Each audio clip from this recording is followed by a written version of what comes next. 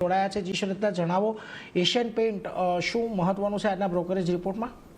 જી, Asian પેઇન્ટ્સમાં પેલા શેરના પ્રદર્શનની વાત કરીએ તો એક સપ્તાહમાં શેરે 11% રિટર્ન આપ્યું છે, એક મહિનામાં 23%, પણ 3 વર્ષની વાત કરીએ તો અહીંયા શેરમાં 6%નો ઘટાડો જોવા મળ્યો છે. બિરલાએ પેઇન્ટ વ્યવસાયમાં જ્યારથી પ્રવેશવાની જાહેરાત કરી છે ત્યારબાદ આ શેરે રિટર્ન નથી આપ્યું. સ્પર્ધામાં વધારાની ચિંતાથી માર્જિન અને વોલ્યુમ ઘટવાનો ડર છે.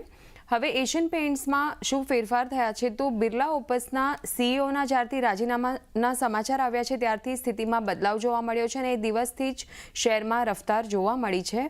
બિરલા ઓપસ કંપનીનો સૌથી મોટો હરીફ માનવામાં આવે છે, બજાર એવું માની રહ્યું છે. અને એશિયન પેઇન્ટ્સના પરિણામો પર વાત કરીએ તો Q2માં ડબલ ડિજિટ વોલ્યુમ ગ્રોથ જોવા મળ્યો છે. ઘણા ક્વાર્ટર બાદ આ ક્વાર્ટર બેસ્ટ ક્વાર્ટર જોવા મળ્યું છે.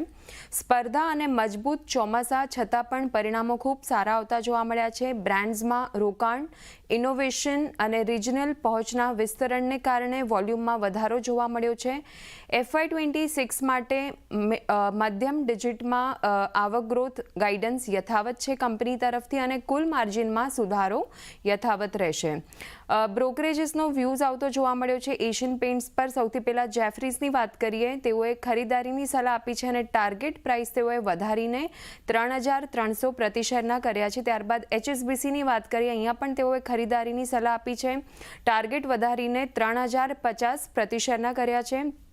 ગોલ્ડમેન સેશનો રિપોર્ટ છે એશિયન પેઇન્ટ્સ પર, તેઓએ વેચવાની સલાહ આપી છે, સેલ રેટિંગ આપી છે, ટાર્ગેટ તેઓએ 2,500 પ્રતિ શેરના કર્યા છે. શેર અત્યારે આપણને 4%થી વધુની તેજી બતાવી રહ્યું છે.